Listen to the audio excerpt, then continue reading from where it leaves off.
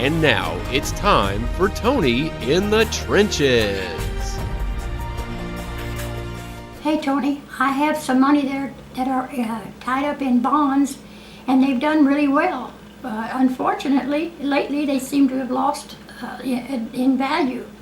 Why is that? Well, as we were talking this last segment, a lot of people, especially retirees, have really enjoyed bonds. And, you know, most people, for the most part, the people we're working with at or near retirement, they're needing income. You know, I always say there's three halves in life. There's that first half in life where you're trying to accumulate money. Then there's the halftime where you're trying to position those assets to deploy and use them. And, of course, in the second half of life, where this young lady is, that's when hopefully you're enjoying the money without risk. Here's the problem with bonds, though, as we mentioned in this last segment. Let me use an example here. If we bought a 30-year bond, let's just say we bought it today, and we're looking at it over 30 years, and in this example, we're going to put in $100,000, all right? Now, first of all, let's define a bond. A bond is something that you loan money to. Let's take a municipality. Let's say maybe a Louisville Water Company or whatever needs to borrow money. So they go to consumers. So they need $100,000, so I loan them, in a sense, $100,000. A bond is issued.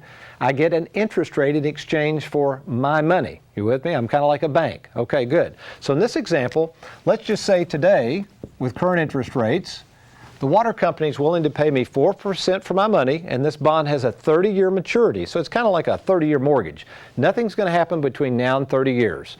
So if I don't liquidate the bond or the bond's not called, at the end of 30 years, I get my $100,000 back. All's well, right? And I get in this example, $4,000 a year of dividends or interest, and all's well and good in Mudville. The problem is, let's look forward. Let's kind of fast forward. Let's imagine by the fourth year, you could go to the bank and let's just say interest rates have crept back up to 6%. You know, folks, they used to be much higher than that. So this could happen, and the market understands this.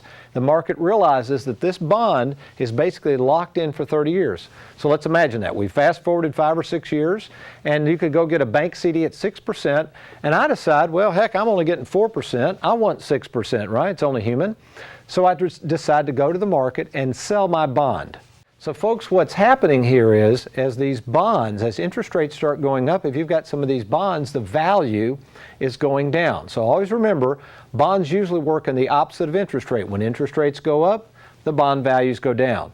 Interest rates go down, bond values go up. Does that mean you should rush out and sell your bond? No, what it means is this is a good time to meet with a retirement specialist like us who can look at the whole game plan, taxes, fees, all of that good stuff, and lay out a game plan to help you worry less about money and safeguard that money.